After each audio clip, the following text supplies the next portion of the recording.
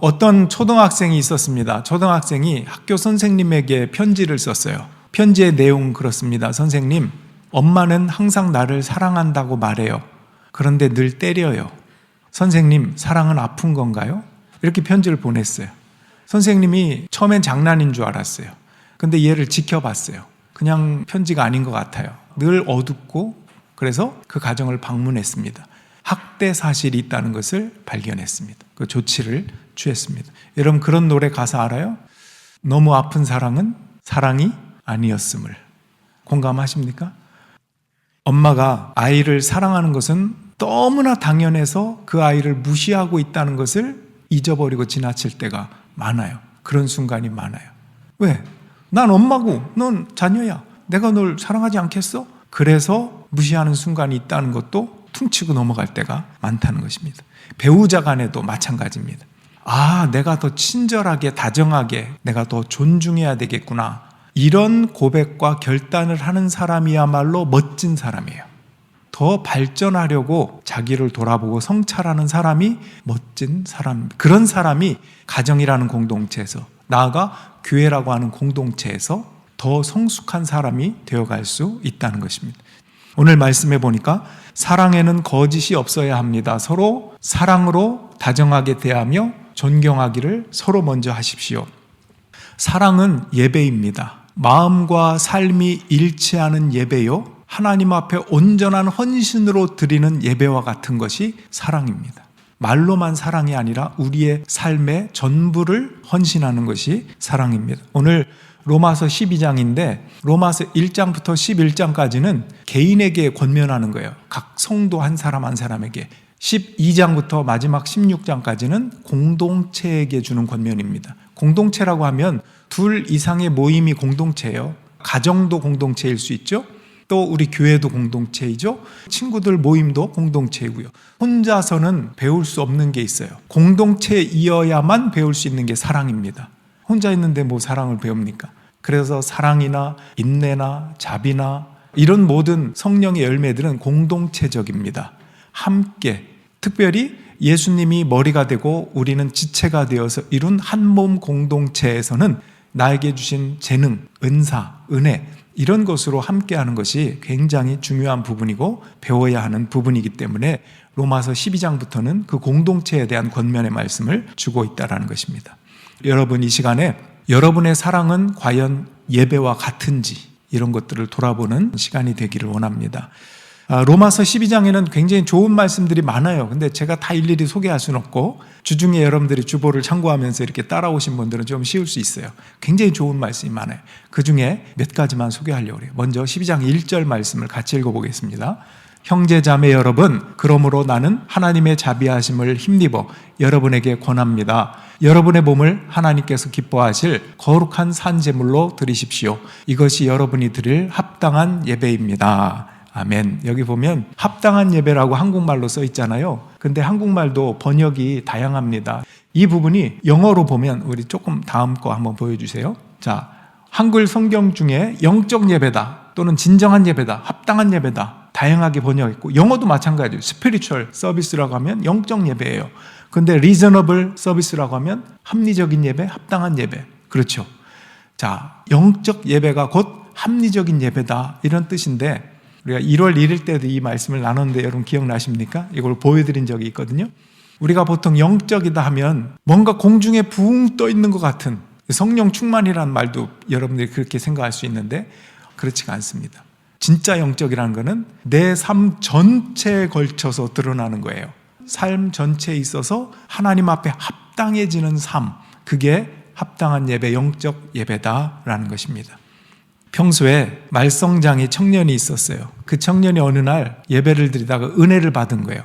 찬양 드리면서 마음이 얼마나 뜨거워지는지 눈물을 뜩뜩 흘리면서 예배를 드렸어요. 그리고 아마 우리처럼 예배 끝나고 쉐어링을 했었나 봐요. 이 청년이 오늘 제가 예배 드리고 나서 너무 마음이 뜨거워지고 예배 잘 드렸습니다. 이렇게 쉐어링을 했어요. 그랬더니 옆에 장로님이 격려해 주면서 아이고 아무개 청년 그렇게 예배를 잘 드렸다니 너무나 기쁘오. 그런데 참 예배라는 거는 저 예배당 문을 나서면서 시작되는 거라오. 나도 그걸 늦게 알았다오. 저 예배당 문을 나서서 형제를 사랑하고 친절하게 말하고 다정하게 하는 것, 그것이 진정한 예배고 사랑이라오. 이렇게 덧붙여서 이야기를 했습니다. 그렇습니다. 영적 예배, 이 합당한 예배라고 하는 것은 예배드리는 순간에 그치지 않고 내 삶 전체에 흐르는 거예요. 사랑도 그렇죠. 사랑도 어느 순간에만 사랑해 하고 뒤돌아서서는 딴 생각하거나 딴짓한다. 그건 위선적이라고 하죠. 거짓된 것이라고 말하죠. 같이 있건 따로 있건 보이건 보이지 않건 일관적인 한결같은 것이 진짜 사랑이라고 할 수 있는 것처럼 예배도 그렇다는 거예요. 사랑과 같이 이 앉아있는 자리에서만 홀리하게 예배드리는 게 아니고 저 문을 나가서 여러분의 가정이라고 하는 공동체, 어떤 다른 공동체 안에서 하나님께 영광 돌릴 수 있는 그 이어지는 삶의 예배가 진정한 예배다라는 것입니다. 자, 다음에 3절 말씀을 볼게요. 로마서 12장 3절. 나는 내가 받은 은혜를 힘입어 여러분 각 사람에게 말합니다. 여러분은 스스로 마땅히 생각해야 하는 것 이상으로 생각하지 말고 하나님께서 각 사람에게 나누어 주신 믿음의 분량대로 분수에 맞게 생각하십시오. 이거 조금 오해가 될 수 있어요. 한국말이라는 게 분수에 맞게 행동해. 이렇게 얘기하면 기분 나빠요. 그죠? 근데 성경에 저 말씀이 있네요. 여기서 분수에 맞게 또는 믿음의 분량이라고 하는 게 믿음이 뭐 크고 많고 적고 이런 분량 어마운트를 말하는 게 아니라 measure를 얘기해요. 여기 보면 the measure of faith, 믿음의 분량으로, 믿음이라고 하는 이 잣대로 재는 걸 말해요. measure, 잰다는 거잖아요. 재서 뭐 하는 거냐? 내가 가진 믿음으로 이 공동체를, 여러분의 가정이든 교회든 공동체를 쭉 한번 measure하는 거예요. 그리고 부족한 것이 보여. 그러면 가서 채우는 거예요. 가서 채우기 위한 목적으로 measure하는 거지, 이걸 잘못 오해하면 믿음의 분량이 나는 크고 저 집사님은 작아, 또는 저 집사님 보니까 믿음이 좋은 것 같고 나는 없는 것 같고, 이런 차원에서 크고 작음을 말하는 게 아니라는 거예요. 분수에 맞게 생각하십시오 라고 하는 것도 여기 보면 with sober judgment, sober라는 게 맑은 정신을 말해요. 술 취하지 않은 맑은 정신, 그런 건전한 정신, 그 판단으로 생각하라는 거예요. 어떤 몽롱한 상태, 영적이라고 해서 환상적인 그런 게 아니고 정말 리즈너블하고 합당하고 내 삶의 전체가 일치가 되고 어우러지는, 영적이라고 해서 교회에서 엄청난데 가자마자 자녀들에게 막 이렇게 퍼붓고 만약에 그런다고 생각해요. 이게 리즈너블 하냐고요. 이건 영적인 게 아니에요. 그런 면에서 우리가 말씀을 잘 깊이 있게 봐야 됩니다. 따라서 어느 공동체든 부족한 것이 있다. 예를 들어 보세요. 부족한 것이 있을 때 엄마 부족해! 누가 그래요? 그거는 어린 아이들이 그래요. 아이는 그럴 수 있어요. 그런데 어른은 어떻게 하죠? 부족한 것이 있으면 가서 조용히 채워줍니다. 그게 실력이 있고 어른이고 성숙한 사람, 채우는 거예요. 이렇게. 그러므로 믿음의 분량을 따라 사는 사람은 매저합니다. 더 채울 것이 있는가 살피느라고 매저하는 것입니다. 만약에 이런 이 성경적인 매저함이 없으면 오해하는 대로 생각해요.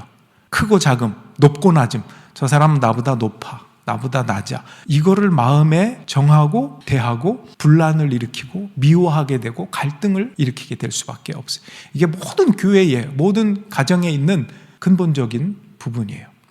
교회 공동체는 이런 성숙함과 은사를 겸손히 발휘할 때 조화를 이루고 진정한 아름다움이 드러나는 것입니다. 그게 이제 4절 5절인데 제가 보겠습니다. 한 몸에 많은 지체가 있으나 그 지체들이 다 같은 일을 하는 것이 아닙니다. 이와 같이 우리도 여럿이지만 그리스도 안에서 한 몸을 이루고 있으며 각 사람은 서로 지체입니다. 자, 그리스도 안에서 뭘 이룬다? 한 몸을 이룬다. 한 몸 공동체. 예수님이 머리고 우리가 각 지체가 된다. 어떤 사람은 손가락, 손톱, 손, 발, 여러 가지의 역할들을 다양하게 합니다. 다 똑같은 게 아니에요. 그런데 조화를 이룬다. 교회 공동체는 예수님의 몸이고 우리는 지체다. 공동체 안에서 은사로 섬기는 것입니다. 단지 어떤 재능을 활용한다, 그런 의미가 아니고 몸된 교회를 세우는 사랑의 실천을 한다. 그 사랑의 실천을 하려면 이 매저가 굉장히 중요해요. 아까 얘기했던 재능을 활용한다 그러면 내가 잘하면 잘할수록, 재능이 크면 클수록 대접받기 원해요. 인정받기 원해요. 근데 교회 안에서는 그 재능이 크건 작건 이런 마음, 매저하는 마음, 이런 부족함이 있구나. 그러면 내가 겸손히 채우겠다라고 하는 그 마음, 굉장히 중요한 마음입니다.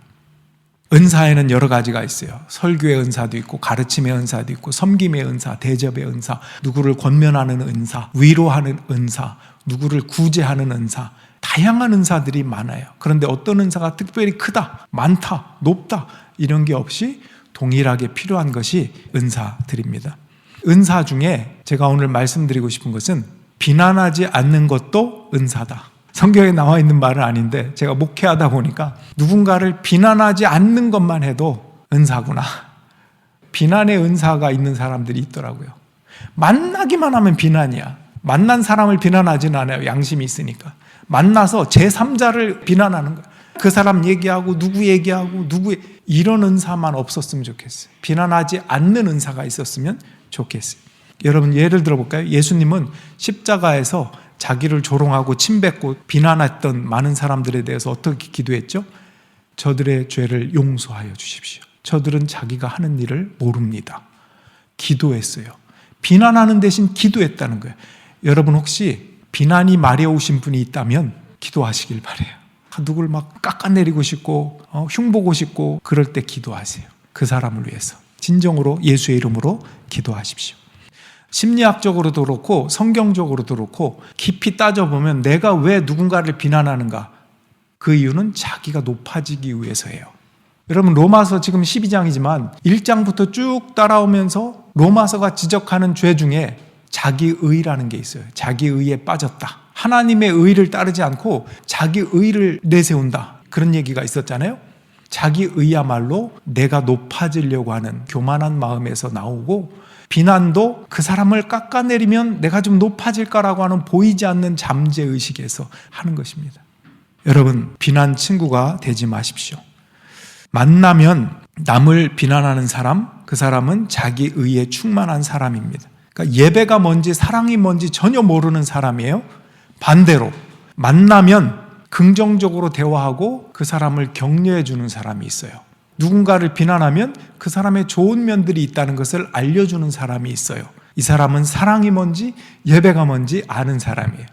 그런 사람들이 되시길 주님의 이름으로 축원합니다. 그런 의미에서 시간을 드릴게요. 잠깐 눈을 감아 봅시다. 지난주에 내가 비난했던 그 대상을 떠올려 봅시다. 그리고 생각해 보십시오. 나는 그 사람을 진정으로 사랑하고 있을까? 나는 예배자일까? 이 자리에 앉아 있는 것만이 예배가 아니라고 그랬죠.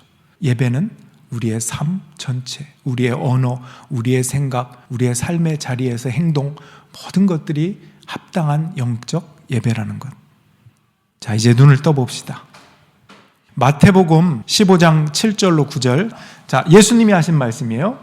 위선자들아, 이사야가 너희를 두고 적절히 예언하였다. 이 백성이 입술로는 나를 공경해도 마음은 나에게서 멀리 떠나 있다. 그들은 나를 헛되이 예배한다. 헛되이 예배한다고 예수님이 벌써 아셔요.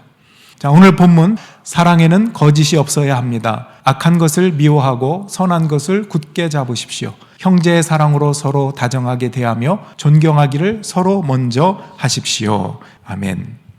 저기 미워한다는 표현, 사랑을 얘기하는데 사랑은 다 이렇게 덮어주는 거 아닌가? 근데 저기는 미워하라는 말이나 뭘 미워하래요? 악을 미워하래요. 악을 행한 사람을 미워하라는 건 아니에요. 악 자체를 미워하고 그 다음에 선한 것을 굳게 잡으래요. 그러니까 사랑한다고 해서 모든 것을 덮는 게 아니라 무엇이 좋은 것인지 무엇이 안 좋은 나쁜 것인지를 분별할 줄 아는 거죠. 여러분 자녀에게도 그렇잖아요. 자녀를 키울 때 자녀가 나쁜 짓을 하는데 사랑은 허물을 덮는 거지 하고 가만히 놔둔다. 그건 잘못된 거잖아요. 그 아이에게 감정적으로 대하지 않을 뿐이지 교훈을 주고 뜨끔하게 가르치고 당연히 말을 해야 되는 것입니다. 그것이 진정한 사랑입니다. 형제의 사랑으로 서로 다정하게 대하며 존경하기를 서로 먼저 하십시오. 존경은 존중이라고 말할 수 있습니다. 사랑은 친밀함과 존중 사이에서 자란다. 그럴 때 여러분의 가정 공동체와 교회 공동체에 하나님의 사랑이 머물게 된다는 것입니다. 요즘은 그 SNS라고 하죠. 또 뭐 DM 이런 것도 있고 댓글 이런 데 보면 상처를 받는 경우가 많아요. 어떤 자매가 유튜브에다가 찬양 영상을 올렸답니다. 목소리도 크지 않고 기술적으로 완벽하지 않았지만 진심을 다해서 찬양을 불렀어요. 그리고 올렸습니다. 댓글이 달립니다. 댓글을 보고 이 자매가 낙심을 합니다. 이런 댓글이 있어요. 음정 불안정, 듣기 힘드네요. 그 말을 듣고 낙심해 있다가 또 하나의 댓글을 봤어요. 이런 댓글입니다. 당신의 찬양이 제게 큰 위로가 되었습니다. 하나님께 드리는 마음이 느껴져서 저도 함께 울었습니다. 감사합니다. 두 가지 댓글 중에 이 자매가 고민을 하다가 어떤 댓글을 선택했을까요? 두 번째 댓글을 선택해요. 누군가 나를 비난할 때 뭘 선택할까 엿볼 수 있는 장면입니다. 비난은 순간적으로 크게 들려요, 내 귀에. 근데 사랑은 오래 갑니다. 사랑을 선택하십시오. 비난 그까이 거. 목사님이 비난 그까이 거라고 그랬어? 해도 되겠네 이러라고 말한 게 아니고 들었을 경우를 얘기하는 거예요. 비난을 들었을 경우에는 그럴 수 있나 보지 뭐 그게 뭐 큰 문제야? 저 사람은 아직 어린아이구나 이렇게 생각하면 돼요. 여러분, 그런 의미에서 한 주간 간단한 말 한마디로 존중을 표현해 봅시다. 아까 우리가 인사할 때 어떻게 했죠? 당신이 있어서 행복하다 그랬는데, 자, 옆에 사람에게 한 번 더 연습하는 거예요. 자, 옆 사람에게 당신이 있어서 감사해요. 저를 보시고 목사님이 있어서 감사해요. 권사님이 있어서 감사해요. 서로 집사님들을 보면서 집사님이 있어서 감사해요. 성도님이 있어서 감사해요. 학생들이 있어서 감사해요. 교회학교 교사가 있어서 감사해요. 찬양하시는 분들이 있어서 감사해요. 좀 지치나 봐요? 여러분, 계속 감사를 긍정적으로 발견하셔야 돼요. 이게 예배예요. 예배는 이곳에 있는 순간의 예배가 끝나지 않는다. 저 문을 열고 가기 위해서는 계속 연습해. 감사. 지나가면서도 걸어가면서도 오늘 날씨가 오늘 왜 이렇게 화창하고 예뻐. 너무나 감사해. 비가 오는 날에도 와, 저 나무 좀 봐. 비가 온다고 가지를 뻗쳐서 손을 들고 하나님을 찬양하고 있네. 내 마음도 그랬으면 좋겠어. 그럼 좋은데 연습이 안 되면 어떻게 되죠? 날씨가 맑으면 왜 이렇게 해가 쪄. 뭘 입어야 돼. 비가 오면 또 축축해. 이렇게 막 우울함으로 들어가는, 그렇게 하지 말자고요. 우린 예배자예요. 하나님이 우리에게 주신 것이 얼마나 크고 대단하고 멋진지를 표현하는 것이 예배예요. 내 말로, 내 행동으로, 내 표정으로, 관계 속에서의 대함으로 서로, 이 모든 것들이 예배라는 것입니다. 그런 예배를 잘 드리는 예배자가 되길 주님의 이름으로 축원합니다. 서로 존중하고 다정하게 대하는 것, 이게 사랑입니다. 사랑은 예배입니다. 영적 예배요, 합당한 예배입니다. 하나님 아버지의 마음이 어디에 있을까요? 아까 예수님이 마태복음에서 했던 대로 이사야 말을 인용하면서 헛된 예배를 드리고 있냐? 그것이 우리의 것이 되지 않기를 원합니다. 너 왜 이렇게 남을 비난하고 있느냐? 그 말 듣지 않기를 바랍니다. 넌 어쩜 그렇게 남을 격려할 줄 알고, 어른처럼 부족한 부분을 채울 줄 알고, 은사도 활용할 줄 알고, 무엇이 좋은 것이고 무엇이 나쁜 것인지 구별할 줄도 알고, 어쩜 그렇게 내 앞에서 예배자니? 참 너 때문에 행복하다. 하나님이 그럴 수 있다면 얼마나 좋겠습니까? 이런 것이 기도 제목이 돼야죠. 여러분의 기도의 제목은 무엇입니까? 하나님이 주신 좋은 것들을 여러분들이 먼저 누리고 다른 사람에게도 전염시킬 수 있는 여러분들이 다 될 수 있기를 주님의 이름으로 축원합니다.